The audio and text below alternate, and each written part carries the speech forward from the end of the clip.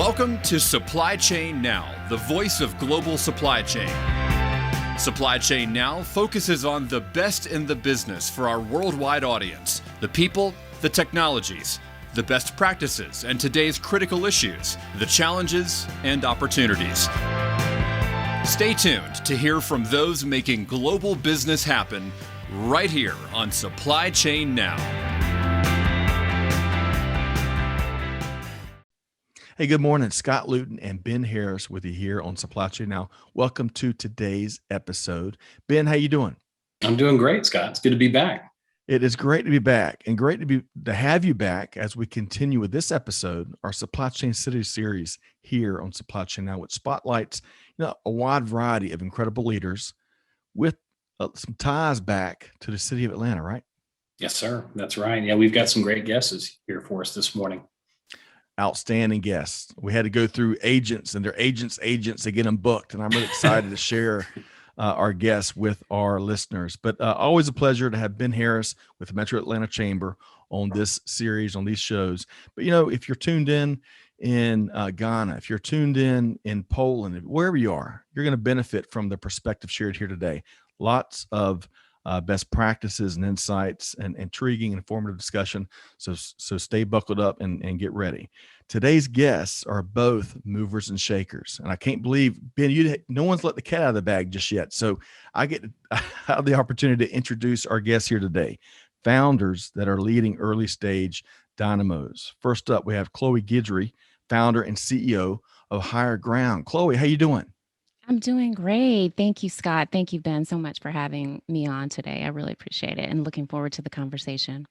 We are too. And as I mentioned pre-show, and Ben and I were talking about both of our guests, but y'all's ears have been burning, just about to burn right off. You've set the markets afire. Joining Chloe is Pierre Laguerre, founder and CEO of Fleeting. Pierre, how you doing? Hey, great. I'm doing great, man. How you doing, Scott? Thank you for having me. Really appreciate it. I've been hearing great things about the show, so I'm excited to be here, especially with Ben and Chloe. I mean, you guys are doing some amazing things here, so excited to be here. Thank you.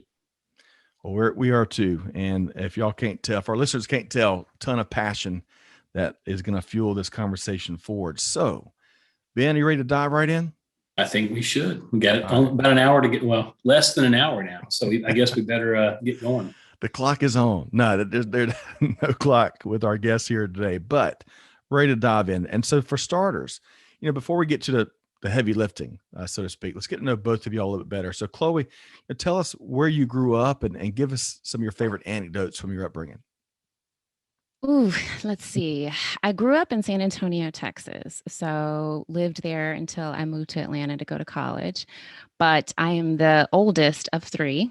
And my parents, both, my mom was an entrepreneur and my dad worked in the gas and oil industry. So let's see, in terms of just, the ideals that I grew up with, my parents were very civic minded, very much so, what can we do? How can we use our skills and talents and gifts that God has blessed us with to now bless our community in our respective lanes? And so they were very, very much so involved in, the advancement of underserved communities, very much so involved in the advancement of the poor just through our church. And it really motivated me and it showed me how you can weave so much of business into your personal passions. Wow. I love that. I love that so much. I love so much what you shared there. Let's go back. We were talking pre-show about San Antonio and sports, and you're a big Spurs fan, right? I am a big Spurs fan. I know they're going through a bit of a transition right now, but I am still a huge fan. Well, that's okay because they've got like 27 trophies in their trophy case from exactly. Thank you for mentioning that, Scott. Thank you for all of our listeners who don't know that. Yes. So one quick question before we go over to Pierre. Who is your favorite all-time Spurs player, if you had one? Oh man. You know what? I know this is probably mine is Manu Ginobili. And that is because he just comes through clutch. I mean, I feel like they could always count on him at the end, like in championship games. And once we hit, the playoffs, you could always count on him. So he wasn't afraid to take those big shots. And even if he lost a couple shots, he'd still go right back at it. And that persistence is what I always liked. Oh, wow. I love that. Kind of like old Tom Glavine or Terry Pendleton with the Yes, older yes, generation Atlanta Braves team. So we also yes. talked about David Robinson pre-show and I Tony love David Parker and Robinson. Yes. several others. So good stuff Yes. there. Okay, so Pierre, that's gonna be tough to top with what Chloe just shared there. But tell us where you grew up and talk to us about some of your favorite memories. Man, definitely. For me, my grow up was a little bit different than anyone else. I was born and raised in Haiti. Came here when I was 15 years old, but I came here with a dream of being a neurologist. I wanted to become a doctor. But unfortunately, where I landed in New York around that time, I would like to call it the rotten side of the apple. And early on, I really saw the norm around those communities. It was really dangerous. It was gangbanging, drug dealing, seeing young men my age really didn't have no way of life. And that was the reason why I would always say my goal wasn't to really go into trucking, but trucking ended up choosing me because my fear of becoming a statistic in that community, my fear of becoming a product of my environment, I was always looking for a way to escape. And little do we know, trucking became the escape for me. So I became a trucker, left that community, built multiple businesses in trucking to $5 million in revenue in the past 4 years, and just really being excited to be here. And for me, I think one of those things that the main takeaway is, and that's something that I always lead with, is the best thing ever invented to mankind is another 24 hours, right? So what I mean by that is no matter how bad things are today, no matter how bad this next hour is, if you believe in the premise of tomorrow, you will always be able to pull yourself up. So for me, is coming from that community, seeing how that community, the activities that I was in there was just something that was the norm. So me wanting to escape it and to be where I am today, I'm truly passionate about being able to go back to that same community and show those young men and young women that they have the opportunity to become a best version of themselves if they truly believe in the next premise. And the premise is that the best thing ever invented is the next 24 hours. So that's one of those things that I remember living in those communities, showing me how to keep pushing. You have to keep fighting whatever you believe in, regardless of what the world may say or what it may look like. At the end of the day, you have to get up and keep pushing. Okay. I'm ready to run through some walls now after hearing Pierre and Chloe. Yes. Yes. Absolutely. So before we I'll toss over to Ben. One more question for you, Pierre. So how you spent, because I know you're in the Atlanta area now, I think Sandy Springs, but what's one thing that you may miss about living in a city like New York City? It's not just to New York. Maybe I'll say what I miss living in the Caribbean. So one thing we took for granted when we was in the Caribbean was the food that we had, the natural resources that we've had. So when you want to come over here, right, you've seen all the fine food, all the beautiful pictures, you think this is it. So when I got here and start learning, understanding the entire culture, I realized the most important thing that I missed is waking up back home and go to the tree and grab the apple or grab the orange or grab the banana and eat it. Those are one of those best memories that I've missed. If we wanted to eat fish, we could just go to the river and go to the water and grab the fish and eat it. So those one of those things that I truly I'm dying to experience again. Paint such a visual there. I love it. Absolutely. Right. So Ben, I've got to move right along as much as we hate it, because I feel like we could dive into lots more stories with Chloe and Pierre, right? Yeah, absolutely. I was going to say, Pierre, funny enough, I think trucking and logistics really in general, supply chain, of course, it must be in my blood or something, because my dad had been driving trucks since he was 16 years old, which not exactly, it's not exactly legal even at the time that he had been doing it, really at the time.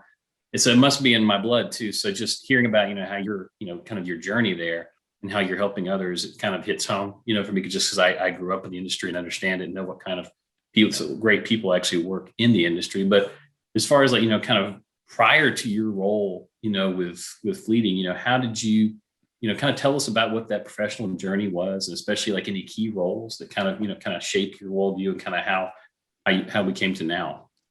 Yeah, no, absolutely. I'll try to make that as short as possible. So when I really got into trucking, really, once again, it was just to kind of escape my community. Then I dropped out of college and finally got into trucking and started working at XPO Logistics, started working for Performance Food Group. And I started seeing the real challenges that goes day to day being a truck driver. So for me, that didn't satisfy my hunger. So what I did, I went and took a course at Wagner College for supply chain logistics. And what that course did, it really kind of exposed trucking to me much more on a macro level, but I was really eager to learn more trucking on a micro level. So I went again and took a course to become a freight broker. And a freight broker in courses, that's when I really starting to see what goes on into trucking. And this is not to vilify any brokers, but that's when I realized brokers make money on drivers' ignorance, right? Truckers don't understand unit economics. They don't understand how to build relationship directly with shippers. They don't understand how to run their business efficiently. So they depend on brokers to do that. And that was the spark for me to say, okay, well, how can I learn this industry as much as I can in order to create something that add value to drivers? Because I understand drivers are the bottom of the pot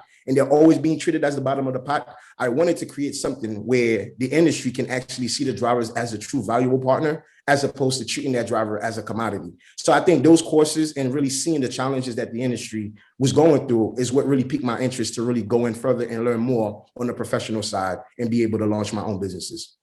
Yeah, I think closer service to folks within the trucking industry like that is definitely a calling, Pierce. It's a phenomenal story. Chloe, what about you? What was kind of, your professional journey? You've had some really interesting roles, throughout your career, some amazing roles. Tell the audience about some of the way kind of that you got to Hire Ground and so forth. Yeah. So the way that I got to Hire Ground, well, after leaving San Antonio, I moved to Atlanta on a scholarship to go to Agnes Scott. So I went to Agnes Scott in undergrad, and my junior year, I started interning for a company, Aon. And so they do risk management consulting and human capital consulting, and worked there my last 2 years of college, and then came on there right after graduation. They offered me a role, did a leadership development program there for about 2 years, and then moved around in different roles from everything from brokerage, large property brokerage, to account executive, to traditional marketing, where is more sales enablement. And then my last 7 years, I was working mostly in sales and specifically in supply chain. So helping companies with risk identification and then quantification, and then figuring out if they wanted to self-insure that risk or if they wanted to offshoot it with an insurance product. And then we would help them build those towers of insurance and then help them with claims management and just overall, just sort of risk management and risk, assessment. So Which is, by the way, the name of the game in 2021, right? That risk management. Absolutely. And working specifically in supply chain, we had a lot of conversations around what does due diligence look like for your organization and what type of opportunities, and just kind of monitoring risk across their entire supply chain. We got down a lot of conversations around the suppliers that they were working with. And so that's what ultimately led me through exploring sort of supplier diversity and supply chain inclusion, looking at these contracts, making it easier for new suppliers to onboard to our clients, and, just exploring all the various opportunities and procurement opportunities that were out there, and the struggle that some of my clients were having with making some of these opportunities inclusive. I love that for a variety of different reasons. I think we've all sitting here in this panel here today. We worked with, some small companies, with big companies, all points in between.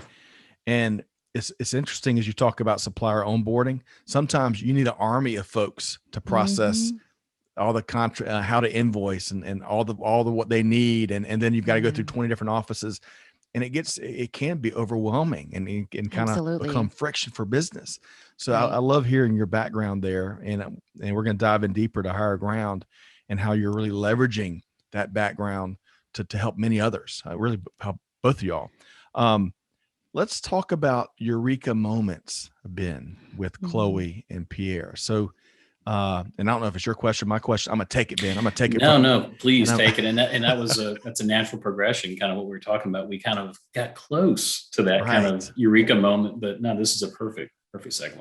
So Chloe, we'll stick with you here. So clearly an impressive journey, and we're not even covering Hire Ground yet. What's been, a key Eureka moment through that journey you just shared with us? Well, I would say the key one was I was working with a particular client, and they had a contract that they were working on, and they very delicately asked me if I could help them with finding a women-owned business or a minority-owned business. And I was like, well, that's great that you guys want to do that. Could you tell me a little bit more as to why this sort of area, as opposed to more the functional pieces and, the business aspects? And that was my first entree into supplier diversity. And so they just, kind of explained, we've got these supplier diversity goals. We're trying to meet them. And I was like, well, what has been your outreach so far? And they're like, well, we go through all these different ways and all these different channels. And when they were explaining it to me, I was like, well, that's terribly inefficient. Surely there's some other ways to go about this. And started just doing some research on my own and couldn't really find much of a solution. And that's kind of what I was just like, well, oh my gosh, this marries everything. Like this marries everything that I've done up until this point. I can definitely find and vet suppliers. That's what I'm doing in-house here for a lot of our clients. I'm personally passionate, and I didn't mention this when I went to Agnes Scott.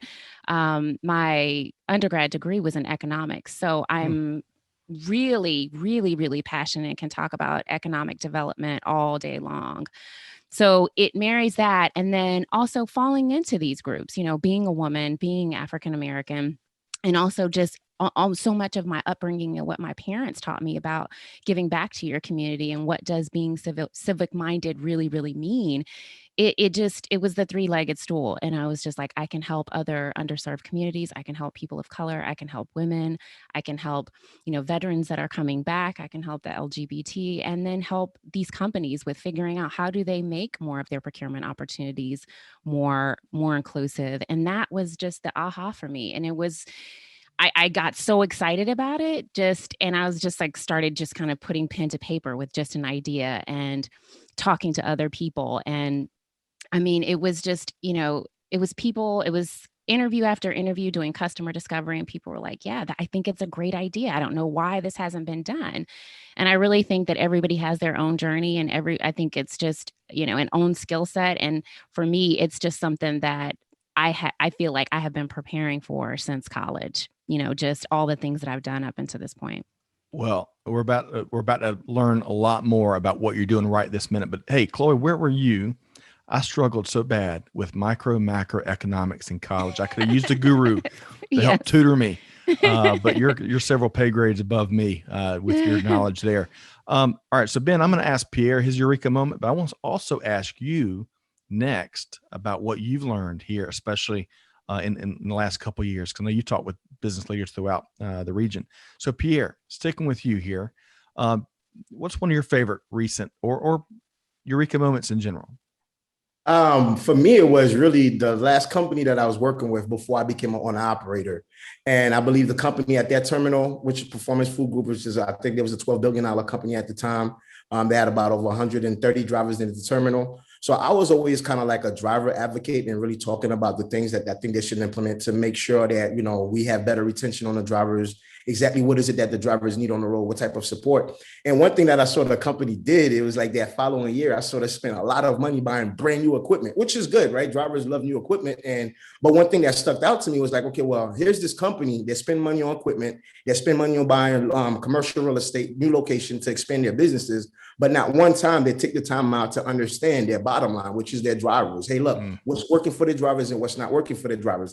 And I started to see that was something that was just prevalent in every trucking company. And I was just so mad about it. I said, okay, well, someone has to build something different. So when I went in, I left and became an owner operator and purchased my own truck. Then I realized again, the other challenge that drivers are really facing. So those were the moments that I realized is that when you look at supply chain logistics, right, all parties, whether it's the driver, the shipper, the broker, or the motor carrier, we all have our own challenges that we face on a day-to-day. And I think what I've realized was that the biggest problem that I saw was the lack of communication. And I think that was my hoo-ha moment and say, okay, well, how can I build something? How can I leverage technology to give all parties better tools to communicate a lot better, to move their businesses a lot more efficient, because we understand supply chain is the world depends on supply chain. So that was the hoo-ha moment for me. Like I wanted to build something that give everyone the visibility to truly understand supply chain and be able to operate efficiently.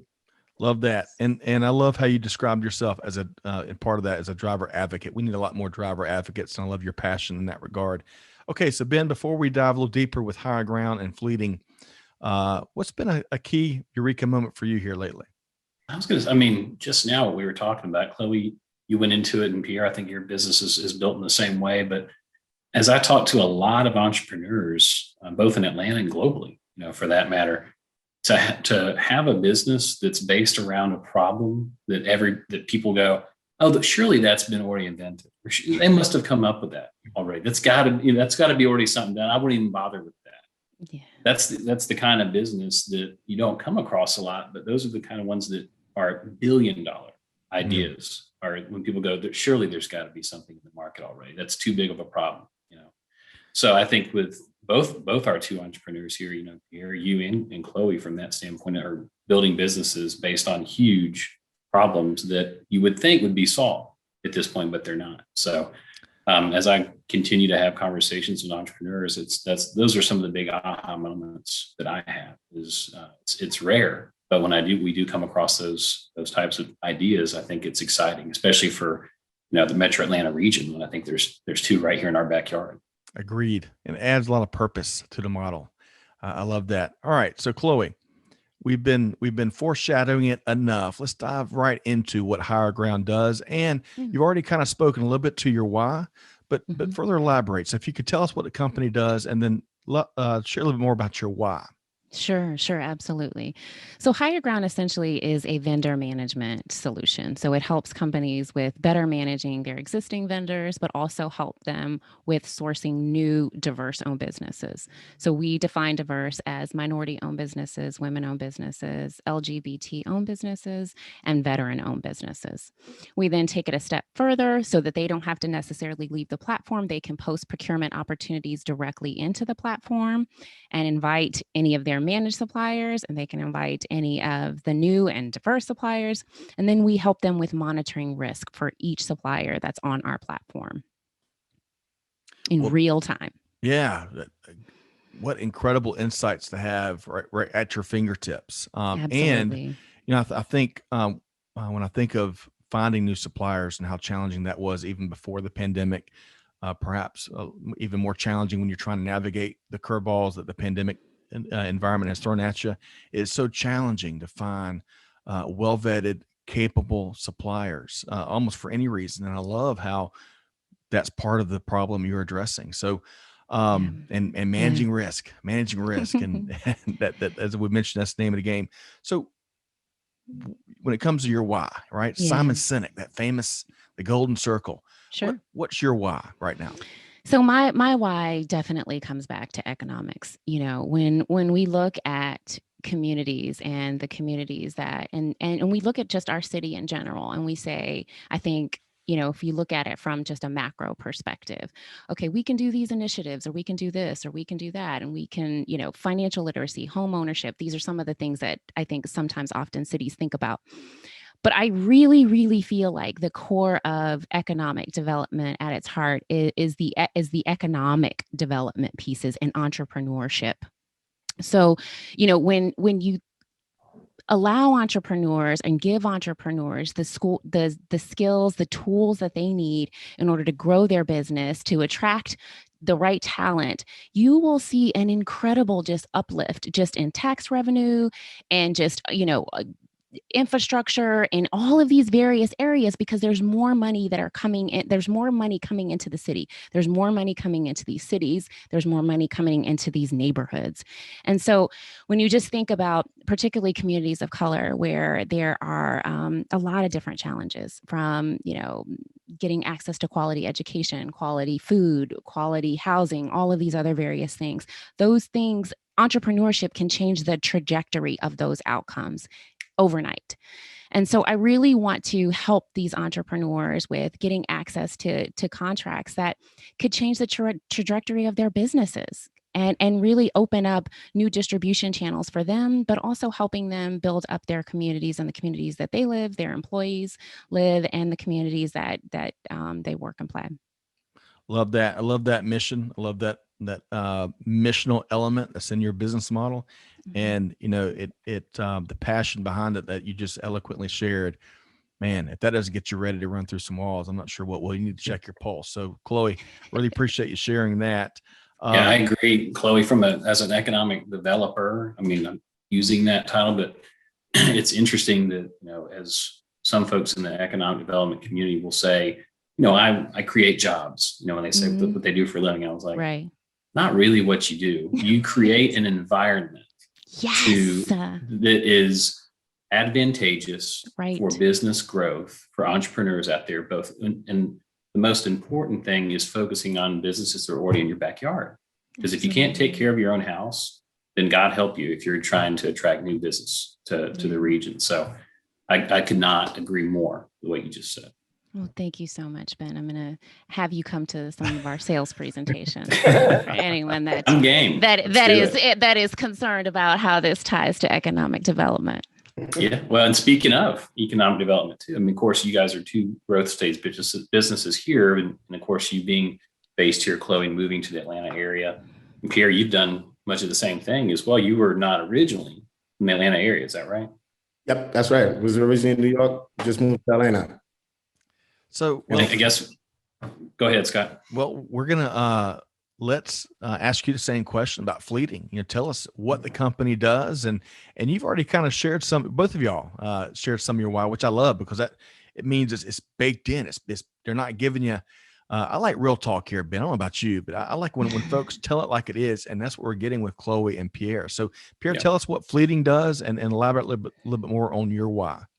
Yeah, absolutely. So what fleeting is pretty much we're a marketplace that gives shippers and carriers access to CDL truck drivers to operate their trucks 24/7 around the clock.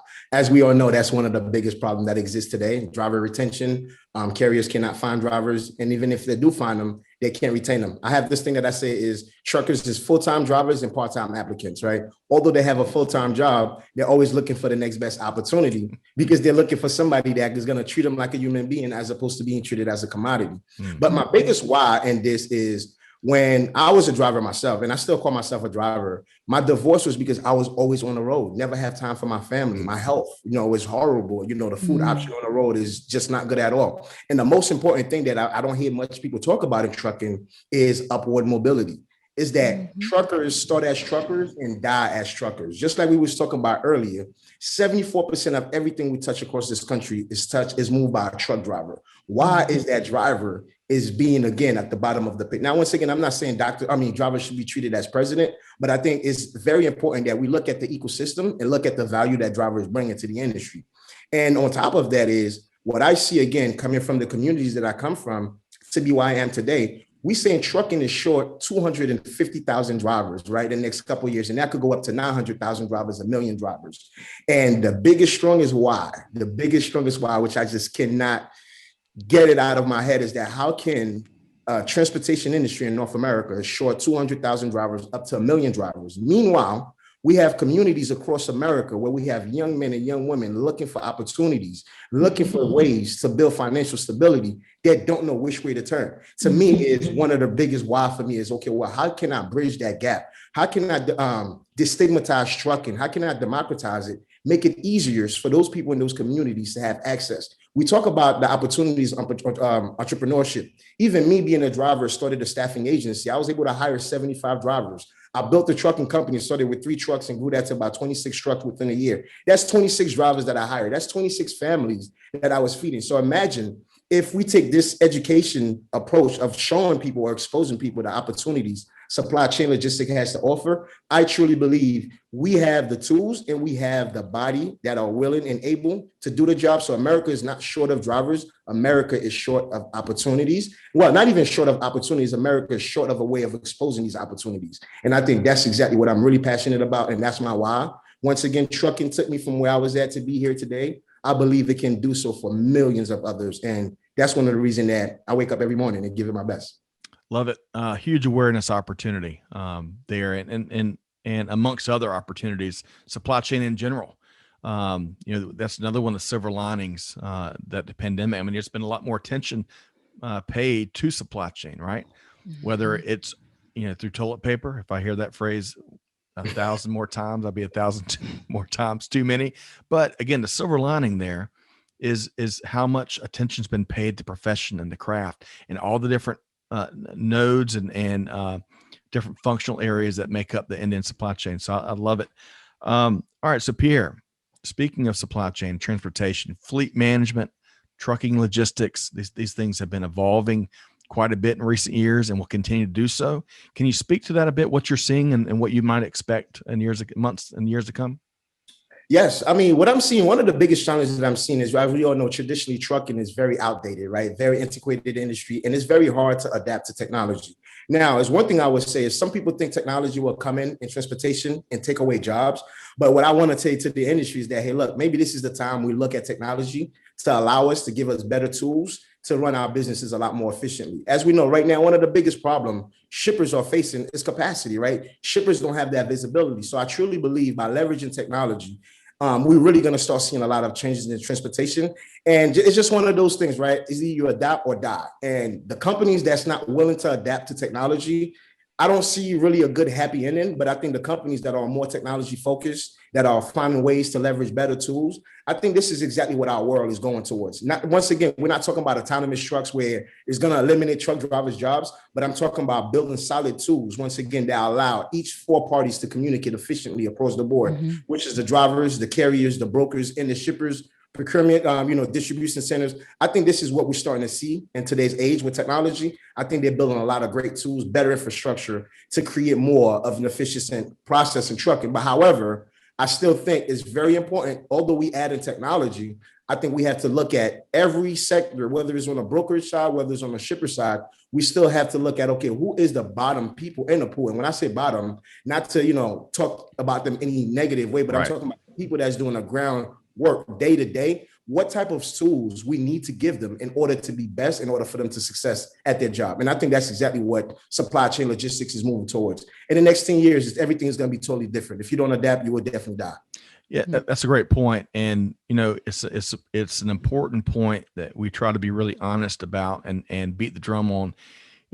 Technology is inevitably, it just has done throughout history, replaced manual labor, right? And especially the repetitive tasks, the tasks, that take place iteratively, hour in, hour out. So to position against that is you've got to be willing to learn and get out of your comfort zone. And those are the folks, regardless of where they are functionally or where they are in their career, those are folks that technology is going to open new doors for. So that's the good message, undeniably.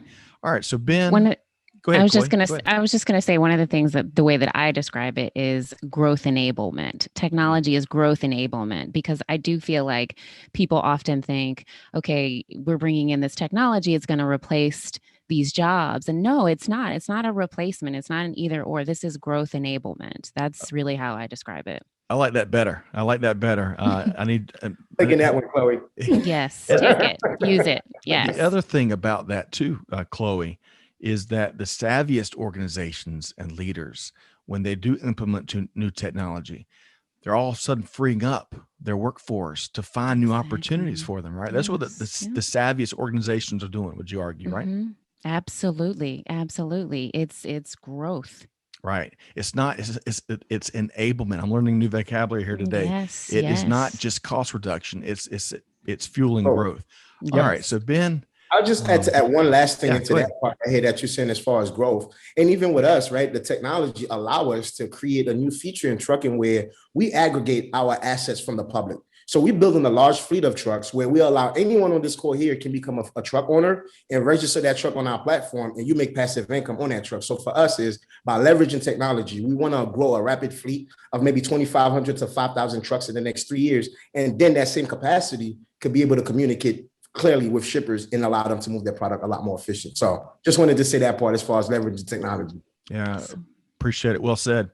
All right. So Ben, as we move to this next question, we've got to depart a little bit from one of our favorite topics of supply chain, but where are we going next, Ben? Yes, I know we kind of hit on entrepreneurship there for a little while. Of course, that's a big piece of what the entire, topic of conversation really revolves around. But, kind of we talked about this briefly a little bit, kind of that eureka moment, which was fascinating, both you guys.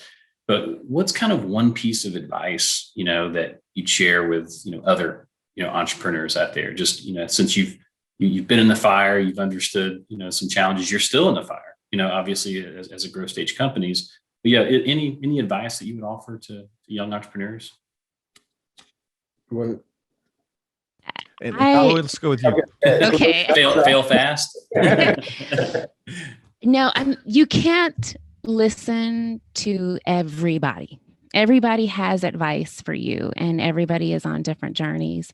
And a lot of times you have to take what people say in context. And so if you're a first time entrepreneur, knowing your path and being clear about where you're going is very, very, very important, because I think that you can get a lot of advice. You can get a lot of feedback. Even clients may say, oh, I think you should do this with your, with your business or with your technology or whatever it may be.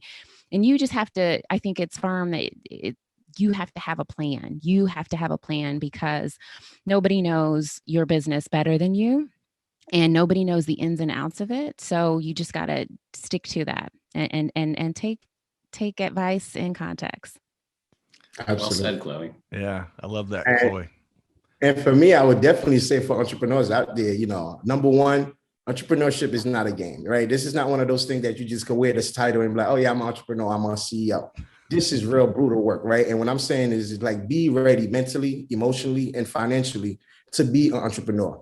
The reality is you're gonna go through hell, but I want you to understand it's important to run through hell and not drag your feet through hell. So what that means is hurry up and fail, because you're going to bump your head. You're going to find that, oh, maybe, sometimes you're probably going to get to a point where you question yourself. Wait, am I the person to lead this company? Am I, the best leader here? All these things, all these doubts will come. But what I would say to you as an entrepreneur, or any entrepreneurs out there listening, is you have to believe, and you have to be able to get yourself up, dust yourself up, and keep pushing, because you will get thrown into the mud. You will get dragged by being entrepreneurship. People see entrepreneurship, they just think, oh, just because I don't want to work for anyone. Well, being an entrepreneur, in order to be a great leader, first you have to be a great follower. So I just want people to understand, when you're making that decision to be an entrepreneur, know what you're signing up for. And just like we start this conversation, put your why in front of why you want to be an entrepreneur, because when those hard times come, your why is the only thing that's going to keep you going.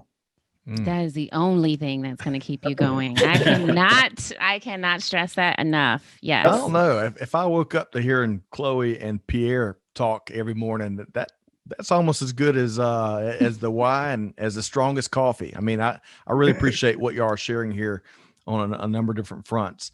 All right, so Ben, Scott, I would even, before you go to the next thing, I would even kind of ask you that question a little bit. I mean, Supply Chain Now has been, obviously it's a growth stage company out there, and you're kind of an entrepreneur yourself. I mean, what advice would you kind of impart?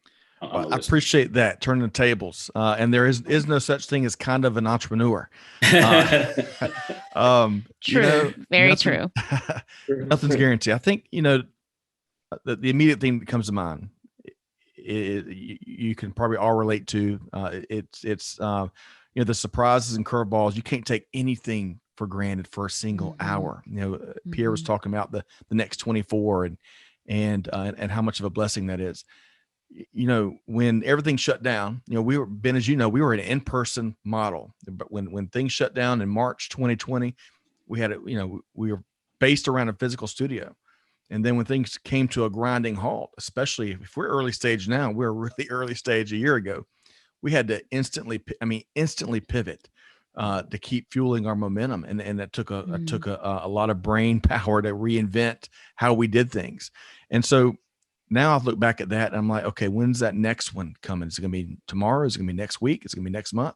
Because it's going to come and you're going to be disrupted. And to Pierre's point, it's going to test your, even the most confident of a leader you can be. You're going to have those moments where, doubt can creep in and you just gotta get a baseball bat and beat it back where it came from and keep moving forward. So, but I appreciate that question, Ben, and I love what we do, and we're illustrating my why. It was really meeting intriguing leaders, practitioners, entrepreneurs, you name it, like Chloe and Pierre here. This is what fuels our business. There's so much goodness in this conversation. Okay, so Ben, I think we're going to broaden the conversation a bit with the next question, right? Yeah. So we've we kind of hit on a couple of these early, but kind of what are in your minds, kind of the particular topic or an issue or a challenge that you're kind of tracking in global business right now? I know we all want to talk about obviously the ship in the Suez Canal, but are there, which thankfully is actually moving now. Scott, I know we talked about that before the podcast, but are there other issues out there that you're tracking or trends that you're tracking? Chloe, you want to go first? Well, I mean, obviously that, some of the ones that I'm tracking is what's happening in the D&I space. I mean, there's obviously post 2020, there are a lot of companies and a lot of people that are very focused on what does diversity mean to us, within our sort of four corners of the world, and how do we make sure that our clients and our employees and our suppliers all feel supported during, some of these really, really challenging times. And so just seeing some of what these companies are doing, I've been tracking that. Seeing what some of these companies have made, some of these pledges, and seeing what they're doing as a result of those pledges.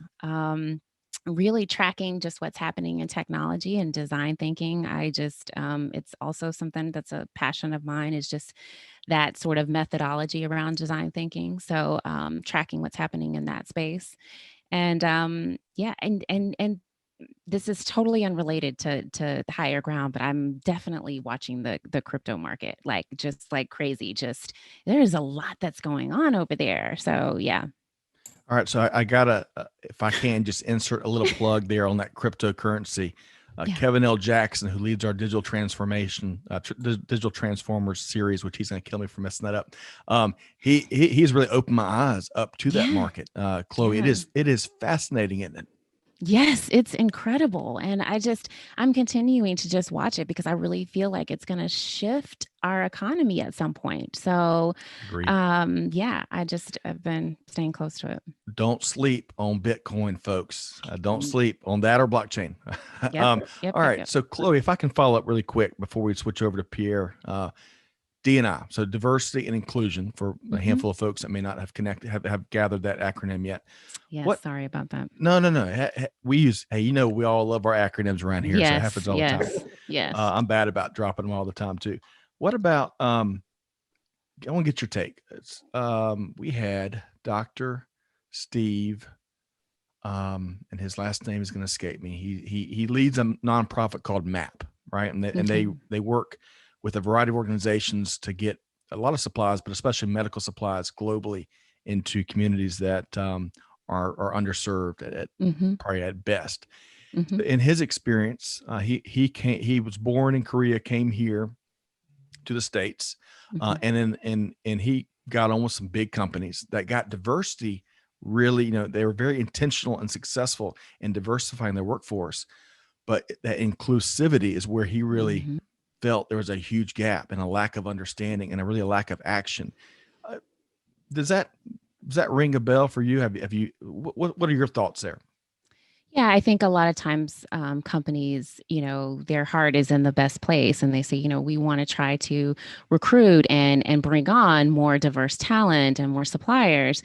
And once that goal is met, there's nothing really else that they kind of, do to develop them, do to make sure that they're included within the organization. And I think that's really kind of where you see the ball drop significantly. And so the inclusion piece is the step past, okay, well, we've met our goal one of being more diverse. Now, how do we make sure that we're addressing some of these unconscious biases within the workforce? How do we make sure that we're creating inclusive environments where people that may be different from, what we were before, that they feel like their voice can be heard, and that they have the same opportunities for advancement in our organization, but that they can raise their hand to talk about whatever it is, and also having some sense of community within our organization. So there's a lot of different ways that I think inclusion can be addressed, both externally, internally, and with your supply base. But I think what companies really kind of, I don't want to say miss the ball, but they make that first good faith effort and they just think, okay, they're going to come in and be as successful as everyone else. And so I think that there just needs to be a little bit more focus on, okay, now that we've accomplished this goal, what does this next step 2 look like for our organization? Thank you so much for sharing your perspective. That really echoes what Dr. Steve Sterling is who I was trying to think of earlier. And he wrote a book called The Crutch of Success, and y'all check that out. But y'all are very aligned in what you just shared there, Chloe, and I really appreciate and grateful that you shared that. So Pierre, let's talk about same question, something that you haven't spoken to? And Ben, I'm stealing your question again, but whether it's a news development or a challenge or a topic when it comes to global business, what do you really? What's one of the things you've got your finger on the pulse of? Right now, I would definitely see seeing how there's a lot of women truckers in Europe, right? And that's one thing that I pay a lot of attention to. A lot of young individuals becoming truckers in those side of the world. And for me, it was exactly still some of that knowledge or whatever method that they're using to bring more women into trucking in North America, right? Because we understand the value that women bring into any organization. Now, if I start talking about values that women bring into trucking, you'll be surprised how much of a big difference this can make into our industry, right? Like they said, women are always 99%, always on time, always more cordial, right? Knows exactly how to build a relationship and knows how to really, speak with their customers. So for me, I'm looking at that as a tool. Well, how can I implement some of those systems Europe is using to bring more women into the industry? But I do believe before we get there, here in North America, there's a lot of stigmas that we have to remove and make it a lot more easier. Women are talking much more about their safety being on the road. So I think that has a lot to do with us men truckers to be sure that, hey, look, how do we protect our women truckers on the road as well when they're sleeping at a truck stop, when they're sleeping on the shoulder, because we have to protect them. So for me, is that same level of confidence that Europe is giving the young women out there to become truckers.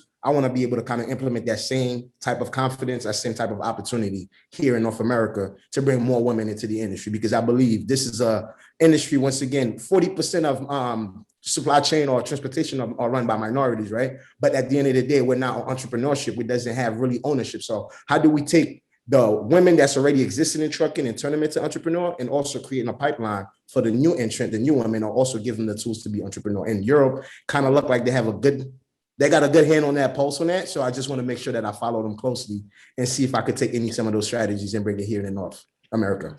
I love that. And to elaborate a little bit further on what you're sharing there, Pierre, the most recent recession is often called the she session. Try to say that 20 times because of the disproportionate impact it's had on female professionals. So we've got a lot of work to do, as you laid out earlier, and really an opportunity. It's an opportunity, all right? All these jobs are going unfilled.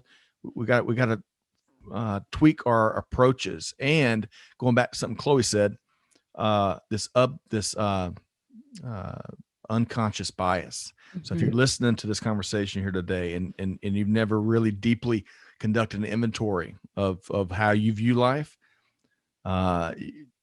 get real with this unconscious bias. Because if you really get honest, we all, as humans, we have it. And at least my take is we have it, right? I have learned not to duke it out on Facebook and LinkedIn about this topic anymore, because nothing moves forward. Good, but I agree with you, Chloe. Yes. We all have it, whether we like it or not. Okay. Now, one last thing I would like to say too is you said something about chaos and an opportunity. And one thing I will learn in trucking or any industry, wherever there's chaos, there's an opportunity to make money. You just have to be able to quiet the noise and look where the opportunity is at, and you'll come out on top. So right now, transportation is very chaotic, and that means there's a lot of opportunities for women to really build great sustainable businesses in transportation today. So I want to put that out there. Great point, Pierre. And that ties back to Chloe on the front end of our conversation was talking about how it's the economic opportunity. See, I can't even say the word, Chloe. I'm bad at it. I can't say the word. That's what ensures that change can happen and an opportunity can truly be had by everybody, because there's an economic gain that can take place. So excellent point there, Pierre. Okay. So Ben, we're going to move into one of our last couple of questions here, as we're really enjoying this conversation with Cloe Guidry with Hire Ground and Pierre Laguerre with Fleeting. A key lesson learned from the pandemic. We've talked, that is of course a backdrop for all of our conversations, right? We've already, in each of these, we talk about it 50 times. That's the unique time we live in. But Chloe, what's been one in particular leadership lesson, key takeaway learned from this age we're in? Oh man. There was a lot of lessons that I feel like I learned in 2020. And I would say the key lesson, and I think it's something that I'm just continuing to learn, is being versatile. Being versatile, being able to pivot just on a dime around different things. I mean, even from talent. I mean, we just think about Scott, the example that you gave of just your business was completely different in a different place. There were so many changes in 2020. But I think the people part of it is something that oftentimes as entrepreneurs, sometimes we miss, and making sure that we were taking care of our people and our team, and just being a little bit just extending some grace, because you don't know what everybody's home situation is. And as employers, typically you're not asking some of these questions. And so you really don't know what people's family dynamics are. And so when you now all of a sudden ask people to work from home and then sort of have those same requirements on them, I mean, there was a bit of a disconnect. And so you have to be sensitive to a lot that's going on. And when we talk about just women in general, with children not going to school physically, and them having to be at home and now be teachers, that's why you saw a lot of women exiting the workforce, because it was just so many challenges. And so I paid close attention to that, to all of our female team members, and gave them time off. We did a reduced work schedule. So just being able to pivot and to accommodate your colleagues and your team as best you can was one of the main lessons that I learned, just from being an entrepreneur. And the other big lesson was more of a personal one. I think post, George Floyd and seeing a lot of what was happening just on the news, and you have to be careful about how much of anything you take in, because it can really start to have a profound effect on your psyche. And so you want to be informed, and you want to know what's happening, and you want to be motivated by certain things, but you do have to be cognizant of what you listen to, of what you watch, and of what you say, because that starts to take root. It starts to take root in your mind. So you have to be aware of that. Yeah. Well said, Chloe, for sure. Okay, Pierre, what about you? Any key takeaway from a leadership perspective here? Yeah, definitely. Yeah, for me, man, was through the pandemic, and one of the most valuable lesson that I've learned, being a venture-backed company, we've raised venture capital. And as we all know, right, once you take capital from investors, it's all about grow, execute, grow in metrics. So for me, it was what the pandemic did for me, which was a huge learning for me, was being able to understand employee morale, right? Because through the pandemic, because everybody was just so focused. When you venture back again, you're just so focused on metrics. You focus on, meeting your goals. You focus on growing a company, but not one time you slow down and say, well, let me think about the people that's on the ground running this company. How is their family? How's their emotional state? Like, what's going on? How did, let's say, Chloe said, how did they were affected by George Floyd? All of those things. And I didn't learn to ask that until I started filming it myself and felt the void. I'm like, oh my God, like I don't have anyone that I can talk to about what I'm going through personally, what I'm going through financially, the challenges that I'm going through my business. And you look at my employees and my team, they'll look at me as the leader, right? That's the person that they want to come to and say, hey, look, Pierre, I have a challenge. But if me as Pierre is not being attentive to their challenges, to the things that they go through every day, that's pretty much hurting my business bottom line. Because if your employees are not in the right place mentally, if they're not in the right place emotionally, or better yet, financially, those people, once again, that can have a reverse effect on your business. So for me, that was one thing that I had to learn is how do you understand employee morale and how do you deal with that and kind of create more of an ecosystem that allow your employees to be able to communicate freely about their own personal challenges. Because a lot of times we just think about company and business challenge. We don't think about people's challenge, but the reality is people run businesses, right? So I think it's very important to understand your team, your employees' morale, everything that they're going through. Not saying that you want to be their babysitter, you want to be their consultant, none of that. But it's important to understand the people that's in your network. And it's very important for the people that's in your network to understand you as a leader, how you operate, what is your expectation. So that was a huge learning for me for this year. But also personally, just like Chloe would say, is be careful in what you consume, right? Because, man, listen, you consume the wrong thing, it'll start playing tricks on your mind. And before you know it, you find yourself being a victim. And it is the worst thing to come out is when you get into that state where you start feeling pity for yourself. Is one of the worst state of mind that you can be in as a man or woman. It's hard to come out of that hole. So I think learning to really be careful of what I consume is really, really important. So that was really some great learning experience. And I think every leader should really take their time to understand their own company's culture and exactly what moves the employees and what worked for them and what don't work for them. Well said. So, we've gotten to this point of the conversation without mentioning digital transformation, which is crazy. But going to what you said, Pierre, and what you said earlier, Chloe, with the growth enablement, human transformation is what's driving the digital transformation, and not losing sight of that, because people is what makes it happen. So I love that. All right. So Ben, I think you're going to be asking one of your favorite questions next.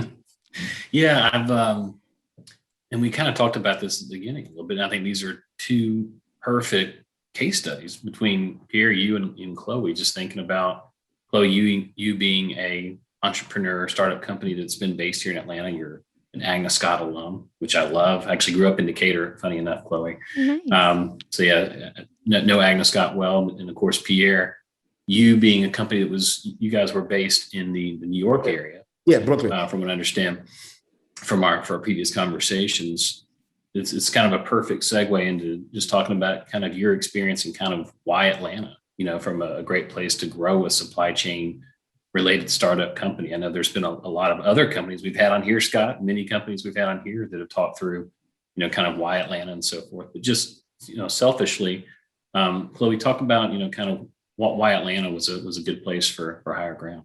Yeah. Well, let me just say that Atlanta is a good place for me.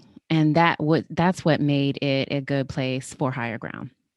So, I mean, Atlanta, gosh, I love it. There's so much to love about Atlanta. The very basic level, obviously we get all 4 seasons here. But then when you think about just how, I would say that, Atlanta rivals a New York or an LA, but then you've got this Southern sort of hospitality and charm where people really, really come together and deeply care about people here. And that is what I think really makes Atlanta unique. I think that it is the type of place, particularly for African Americans, that this is one of my favorite quotes, you can't be what you can't see. And you see so many African American entrepreneurs here that are doing well. You see African American executives. And so you see it, even if whether it's in a conscious state or an unconscious state, as this is something very real that I can do.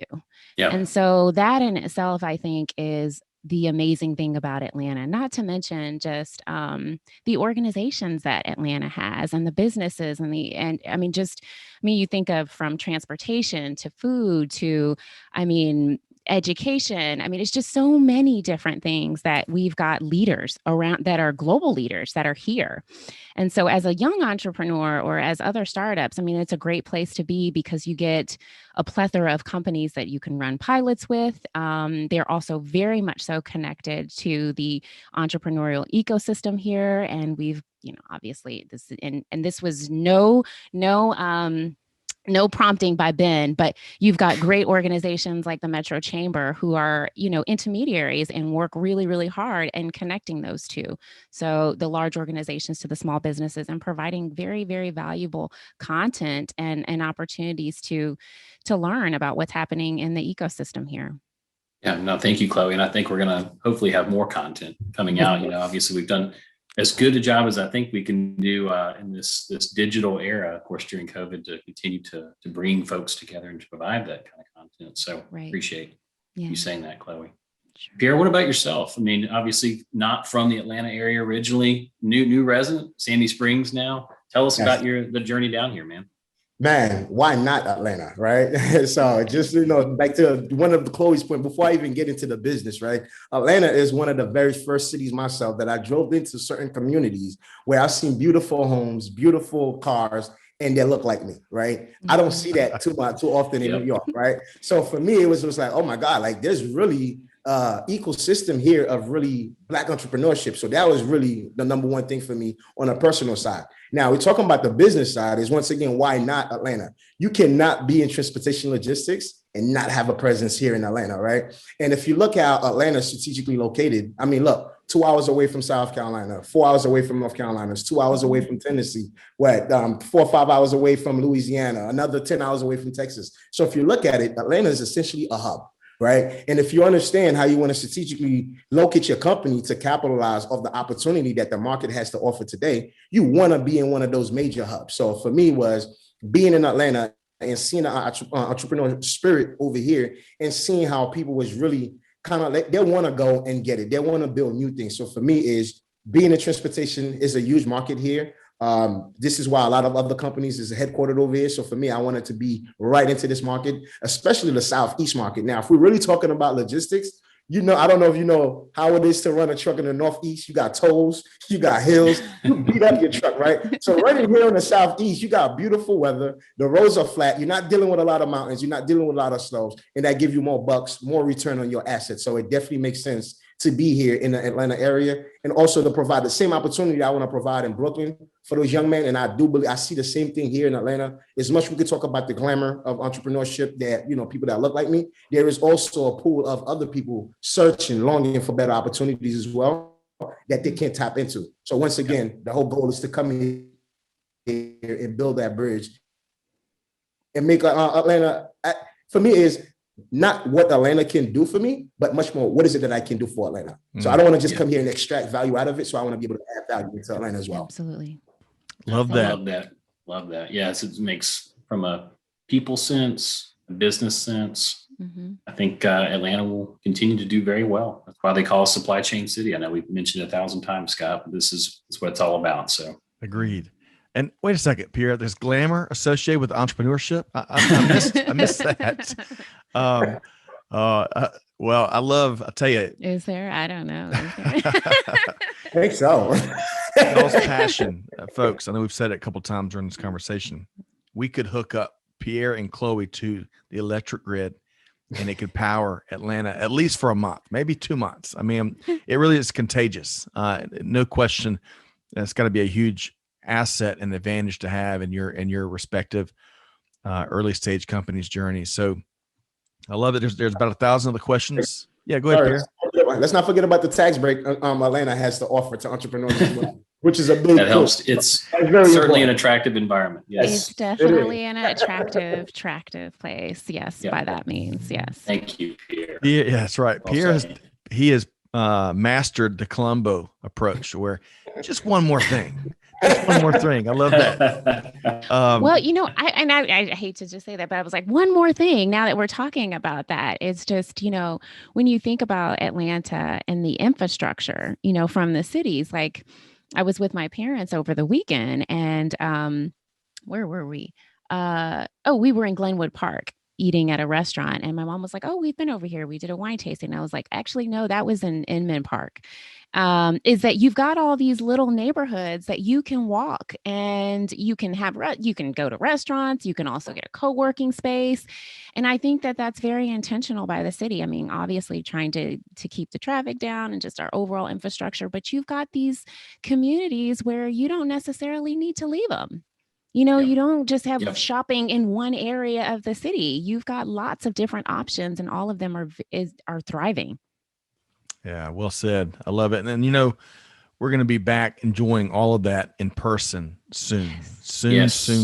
So for wherever your folks are listening to this, hopefully vaccine distributions are efficient in your neck of the woods. And as we break through and get into firmly with both feet the post-pandemic environment, and we'll have to do this conversation in person next time, maybe with a few adult beverages. We'll see. Yes. Miss that. Yes. Yeah, we need that. Yes. Well, hey, but this what a very inspirational conversation that we're having here. Really, a big thanks to Ben, you and the chamber for helping facilitate these two dynamos here in Chloe and Pierre. So, as we start to wrap, I want to ask each of y'all, make sure our listeners know how, and our community members know how to connect with each of y'all. I bet you'll get a few inboxes, inbound inquiries. Chloe, let's start with you. How can folks connect with you and Hire Ground?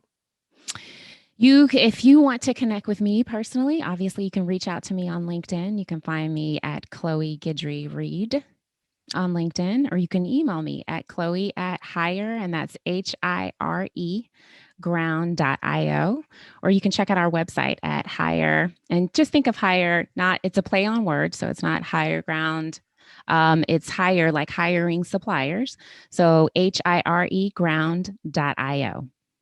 Perfect. It's just that easy. HIRE ground.io, and we'll include that in the show notes as we will each of these contact methods. So Pierre, same question for you. How can folks connect with you in Fleeting?